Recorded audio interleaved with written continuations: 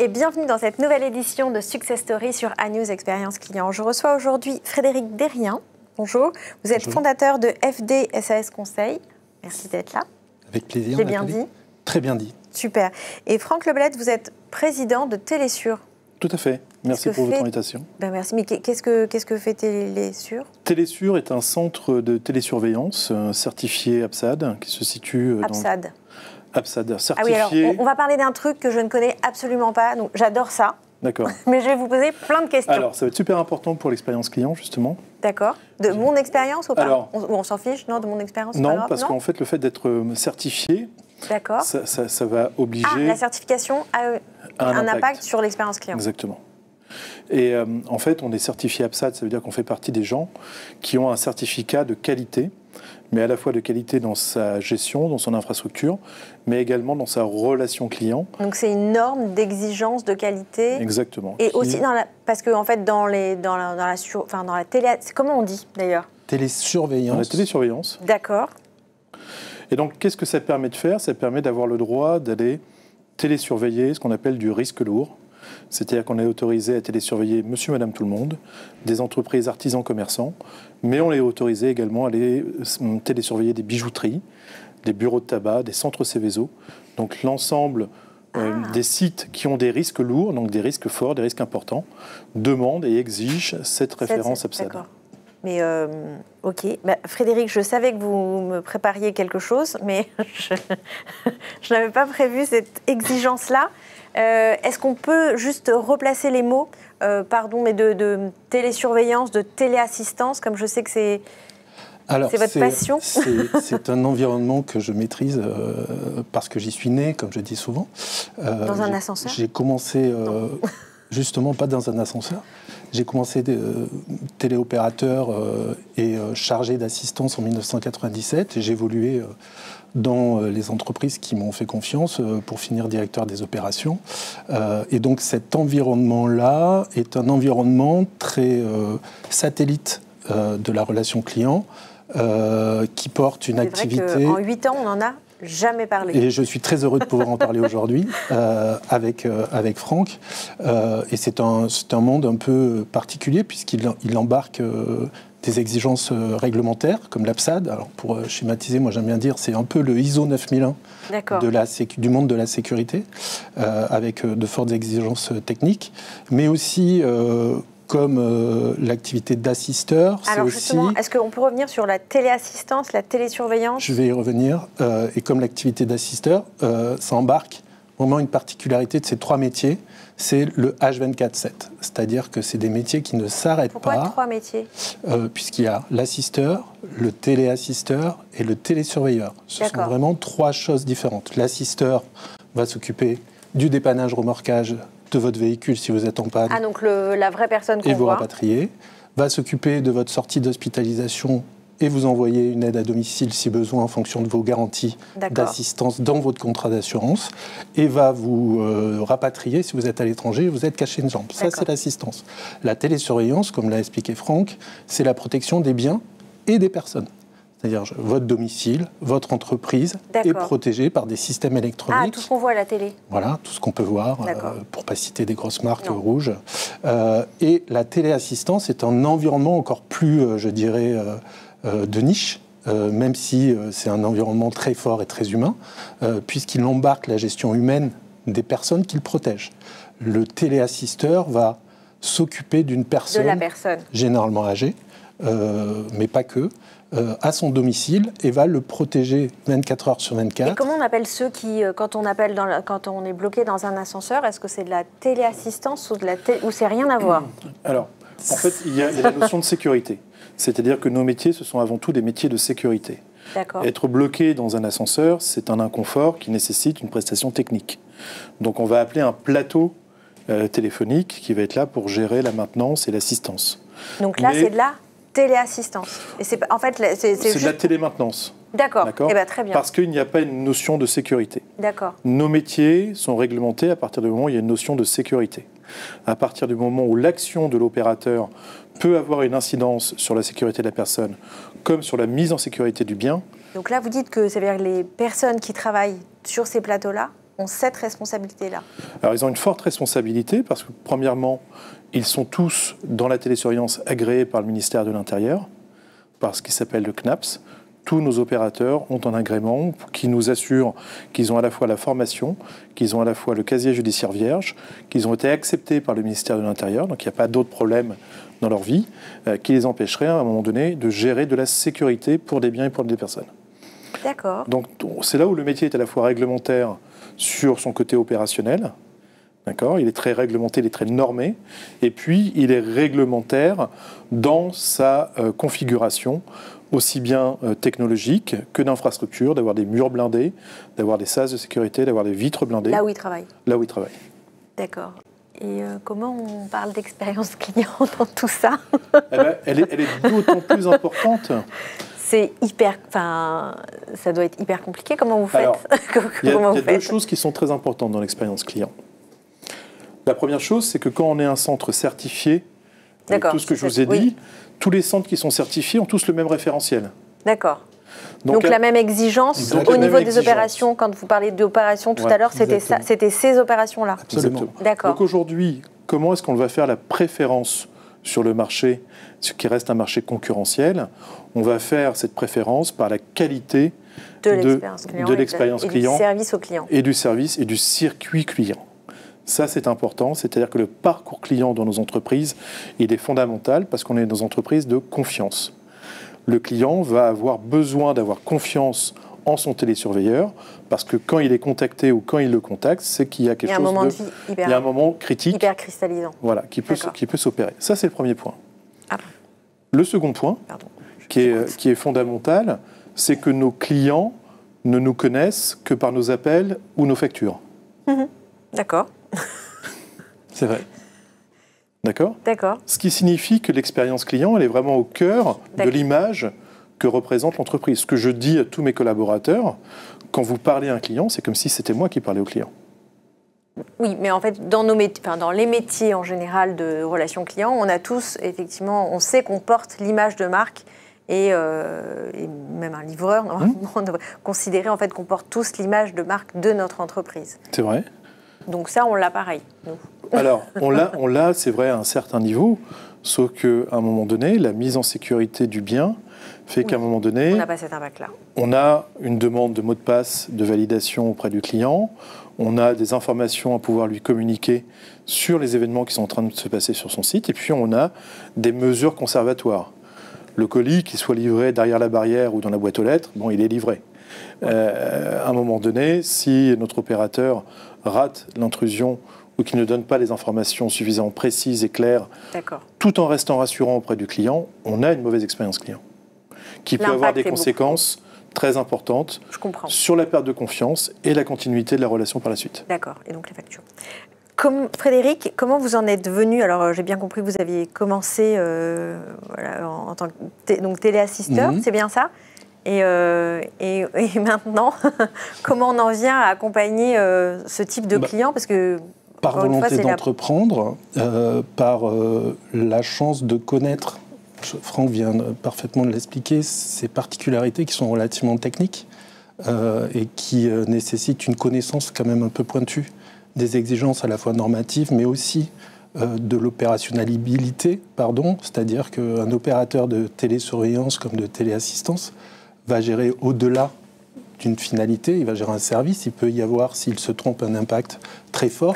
Je pense une mauvaise erreur de compréhension sur une situation critique en téléassistance, la personne peut rester... Et comment vous aidez justement? C'est parce que vous connaissez toutes ces... parce que vous avez baigné dans ces... Qu'on définit les bons parcours, qu'on définit la bonne approche, que grâce à l'immersion et la compréhension aussi du fonctionnement des collaborateurs de ces plateaux, on s'immerge un peu plus. C'est très au cœur de ces opérations. Et donc, mon rôle, c'est très opérationnel, peu théorique, parce que j'aime ça. J'aime sentir aussi les choses et j'aime bien ne pas raconter la même histoire. Comment se passe chaque entreprise, puisque j'ai beau accompagner des BPO, des centres d'appel classiques. Je travaille beaucoup dans la profession de la télésécurité, en tout cas télésurveillance ou de la téléassistance. Et c'est un environnement un peu à part parce que j'ai tendance à dire souvent on sauve des vies dans ce milieu-là. On n'est pas le SAMU, mais un impact mais il y a les rapatriements de... le rapatriement la rassurance doit transpirer dans la relation client. C'est-à-dire que la finalité, c'est de se dire que l'autre personne, au bout de la ligne, est rassurée et c'est que la suite de son parcours, si on doit le dire, va être garantie par des gens qui vont prendre soin de cette personne, s'engager, bien expliquer les prochaines étapes, pas laisser une personne, on parle d'assistance à l'autre bout de la planète, ou une personne chez elle, dans l'attente pendant des heures entières. Une personne qui vient de subir une effraction, bien la rassurer aussi et lui expliquer donc, en fait, tout ce qu'on vit en fait, dans la relation client classique, là vous l'avez C'est exacerbé. C'est exacerbé. C'est exacerbé et les attentes des clients sont très fortes. Pourquoi ? Parce que c'est des services qui sont peu consommés. Ils sont consommés que réellement quand on en a besoin. Au moment de crise, en fait. Au moment critique. Donc, on est là pour gérer systématiquement ces moments critiques. Donc, vous êtes un vrai pompier. C'est un peu... je ne sais pas si c'est pompier, oui, mais... en fait, on est surtout attendu pour être présent au moment où le client a besoin de nous. Mais on ne peut pas se louper. En fait, comment on exige... comment on exige... on exige, ou en tout cas, on apprend, parce que j'imagine que c'est ça ce que vous faites, en fait, Frédéric, c'est d'apprendre et de faciliter le parcours des collaborateurs et des clients pour que, en fait, dans ces moments de crise absolue, en fait, on puisse être le plus parfait possible. Et on a un vrai sujet de contrôle du réalisé, contrôle de la prestation. On a un vrai sujet de management opérationnel, de proximité avec les équipes. Donc c'est un peu là-dessus qu'on travaille aussi. C'est-à-dire que le pilotage opérationnel, le pilotage de la performance, pas du tout toute l'approche liée à une réclamation, je prends souvent l'exemple de la téléassistance, on ne pilote pas la réclamation au taux de sa client, on pilote la réclamation au niveau de risque qu'elle comporte. Ce qui est complètement différent. Je peux avoir un taux de SAT à 99%, mais sur 10 000 interactions, rater une alerte, et ça y est, tout s'effondre. Donc c'est tout mon travail vis-à-vis de mes clients, de leur ouvrir, de leur apporter, puis de rester aussi au contact de la profession, puisqu'elle évolue. Elle embarque aussi de nouvelles technos, elle embarque l'IA, elle embarque... Donc aussi de vivre avec eux et de continuer à accompagner cette profession, entre autres, dans le cadre de mes activités de conseil. Parce que plus c'est réglementé, et plus vous êtes probablement en fait aussi obligé de changer, de mettre à jour des réglementations. Pardon. Alors, aujourd'hui, la réglementation, elle évolue pour les centres certifiés à peu près entre 5 et 8 ans. D'accord. Donc ça veut dire quand même qu'on a des moments de stabilité réglementaire qui nous permettent de s'asseoir sur des acquis. Malgré tout, ce qu'il ne faut pas oublier, c'est que dans nos équipes, on a également du turnover. D'accord, et que nos équipes restent pas toujours 8 ans de suite. Non, mais pardon, mais ça doit être tellement dur en fait, d'être tout le temps porté par l'exigence, par une exigence extrêmement forte. Comment est-ce qu'on le fait ? Du zéro défaut. Du zéro défaut, effectivement. Alors on le fait déjà par la formation. Chez nous, le parcours d'intégration d'un collaborateur avant qu'il ait une certaine autonomie, c'est 3 mois. 3 mois ? 3 mois où il va commencer sur de la phase d'immersion, sur de la phase de visualisation, de compréhension, de transfert de réflexes professionnels, puisque nos réflexes professionnels sont primordiaux. Vous savez, un pompier, si je vous donne un pompier qui intervient sur site... On a tellement répété la chose qu'en fait, ça devient un automatisme pour ne pas avoir peur. On parle beaucoup pardon, je vous coupe, mais on parle beaucoup de culture client en fait, dans nos métiers. Est-ce que vous avez l'impression de porter aussi ça, en fait, de se dire que finalement, au moment du recrutement, vous êtes dans cette culture, dans cette exigence, parce que si vous vous lopez avec un recrutement qui n'est pas le bon... On a, premièrement, besoin d'avoir une adhésion à notre métier. Ça, c'est le point le plus important. Comme les infirmières avec les patients. C'est qu'il n'y a pas un sacerdoce, mais il faut malgré tout que les collaborateurs adhèrent à notre métier et qu'ils comprennent. C'est des métiers de valeur. Voilà, c'est des métiers de valeur. Ça, c'est la première chose. Je parlais de la formation et je parle aussi, un point important, c'est le travail en équipe. C'est-à-dire que tous les plateaux certifiés sont des plateaux avec des chefs d'équipe qui sont là pour organiser, assister, supporter les opérateurs pendant leur vacation. Et donc, du coup, le travail d'équipe et la communication des difficultés avec l'équipe, elle est aussi primordiale pour qu'une vacation soit réussie et qu'il n'y ait pas de loupé. D'accord. Et c'est après... Donc le middle management est vraiment... Le middle management, il doit être responsabilisé. D'accord, c'est ce qui est... Et souvent, le middle management est issu d'opérateurs. Souvent, les opérateurs ont une évolution au sein de l'entreprise. Quand on détecte chez eux des qualités managériales potentielles... D'accord, vous faites attention, ce n'est pas des bons performeurs simplement. Non, c'est pas des... mais ils doivent malgré tout être experts quand même Bien sûr. Dans leur savoir-faire. Pour être reconnus, exemple. Exactement. Et à partir de là, on va les faire monter. D'accord. Et de nouveau être formés. À de nouveau être formés, à manager et avoir des responsabilités un peu plus amples sur le management avec des parties technologiques ou techniques qui sont un peu plus importantes pour eux, surtout pour nos équipes de nuit. Frédéric disait qu'on est en 24/7. Lorsque nos plateaux techniques, enfin nos plateaux opératifs travaillent la nuit, le reste de l'entreprise n'est pas là. Donc ça veut dire que s'il y a des problèmes, il y a des téléphones d'astreinte, il va y avoir des astreintes auprès de nos prestataires informatiques, nos prestataires éditeurs. Ils sont seuls. Ils sont seuls, mais pas abandonnés. Oui. Voilà, la culture du H24/7. Il y a comme avant, vous savez, les gros trucs qu'on tourne. Totalement. Les lutins. Je dis souvent que la culture du H24/7, elle s'acquiert, ou en tout cas elle se fait avec plaisir, pour avoir été à la tête d'organisations de ce type pendant des années. C'est sûr qu'on n'éteint pas son téléphone la nuit, on reste attentif. Et même quand vous arrêtez de faire ce métier au bout de 6 ans, votre téléphone reste allumé, malheureusement, mais c'est comme ça, on a du mal à l'éteindre. Et c'est aussi la réactivité, et on parlait de parcours client, mais c'est aussi, pour faire un lien avec le parcours collaborateur, c'est aussi de dire aux équipes, vous n'êtes pas tout seul, justement, par rapport à ce que vous disiez. C'est un métier où on ne peut pas rester seul. Pourquoi ? Parce que c'est très lié aussi à une approche technique des outils. Mais d'émotion aussi, Forcément, et puis des situations de crise qu'il faut savoir gérer et sur lesquelles on doit, nous, être en support quand on est manager, président d'une entité, ou en tout cas en charge d'une organisation opérationnelle H24/7. Et ça, c'est sur les 3 métiers que j'ai cités tout à l'heure, c'est très important de ne pas dire une expérience ratée avec une personne que j'avais nommée, c'était de dire à 18h, j'ai fini, je m'en vais. Non, c'est nous, le vendredi, c'est pas comme ça que ça se passe. On reste attentif à tout ce qui peut se passer. On ne ferme pas la clé le vendredi soir en disant à tous c'est lundi. Voilà. Ça ne marche pas comme ça. D'accord. Voilà. Après, on a aussi une satisfaction dans ce métier.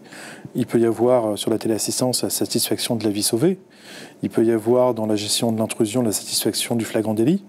D'accord. Des personnes qui sont arrêtées par les forces de l'ordre, et ce qui nous arrive régulièrement, et d'avoir le sentiment d'avoir un vrai apport à la sécurité nationale. Aujourd'hui, Télésur, si on parle de volume, par an, c'est la gestion de 500 000 déclenchements d'alarme de niveau 1, c'est-à-dire de niveau critique, qui sont à 500 000 ? Oui, à peu près, entre 500 et 550 000 par an, qui sont des faux déclenchements à 98%. Ah. D'accord. Qui sont des déclenchements de manipulation, qui sont des déclenchements de phénomènes extérieurs, de vent, de choses comme ça. Ce qui signifie que notre difficulté, c'est que les 2% qui restent, il ne faut pas les rater. D'accord. Mais est-ce qu'on le sait rapidement que c'est, entre guillemets, un faux ? Parce que, comment Il peut y avoir des vrais faux, il peut y avoir des faux vrais. Il faut juste, à un moment donné, que l'ensemble de nos équipes soient toujours persuadées que la gestion de l'alarme en cours peut être une vraie. Peut-être une vraie. Et avec le métier, l'expertise, on sait lire à travers les flux, puisque ce ne sont pas des flux d'appels, ce ne sont pas des flux téléphoniques entrants, ce sont des alarmes, donc des interactions qui s'affichent sur un écran, et pas un appel téléphonique. Non, c'est des flux spécifiques qui arrivent sur des outils spécifiques. On n'est pas sur des CRM Oui, mais c'est des images, en tout cas, c'est une transmission. Voilà. Il peut y avoir la levée de vidéo accompagnée qui nous permet effectivement d'avoir les remplacements. C'est de la transmission plus qu'un appel. Totalement. Et donc, l'expérience aidant, Franck parlait parfaitement de la conduite, de la montée en compétence des collaborateurs. Petit à petit, un collaborateur, d'un coup d'œil, va savoir si c'est une alarme positive ou négative, parce que certains éléments de déclenchement, de lecture. Ou de l'IA. Est-ce que l'IA vous aide aujourd'hui à. L'IA pose une difficulté, enfin elle en pose plusieurs. Premièrement, aujourd'hui, il n'y a pas d'acteur majeur d'IA dans nos métiers qui est l'intervenant de référence. D'accord. Il y a des entreprises qui commencent à percer, qui commencent chacun avec leur méthode de travail, commencer à vouloir apporter des solutions. Il n'y a pas de référence, en fait. Le marché aujourd'hui sur l'IA, il n'y a pas de référent du marché. Personne chez nos confrères... Parce que c'est de la transmission, en fait. Chez nos confrères, personne ne va vous dire il y a de l'IA. Ensuite, il faut apporter un niveau de confiance à l'IA. C'est-à-dire où est-ce que je mets le curseur entre le pilotage de risque et la fausse analyse. Très bien. Le troisième souci de l'IA, c'est l'intégration. C'est-à-dire qu'on ne peut pas robotiser nos opérateurs, dans le sens, ils ne peuvent pas d'un côté avoir un outil d'IA qui va leur donner des informations et un outil de gestion d'alarme de l'autre côté qui va leur donner d'autres informations. Donc ça signifie que l'intégration des deux systèmes, elle est primordiale pour que nos opérateurs puissent avoir ce qu'on appelle de la métadonnée, c'est-à-dire de la donnée qui soit structurée et qui soit alimentée par des éléments d'analyse. Analysable, c'est ça. Et aujourd'hui, la vraie difficulté, c'est qu'il n'y a pas encore d'outils qui nous permettent de facilement intégrer et structurer l'IA dans nos outils de gestion actuels. Bonne nouvelle. Oui, c'est un métier profondément humain. On garde quand même les bonnes techniques de la relation client classique en mettant en place tout ce qui est quality monitoring, analyse prédictive sur la planification, enfin des choses qui aussi sont WFM, qui sont quand même utilisées sur des centres d'appel, mais peut-être à moins grande échelle.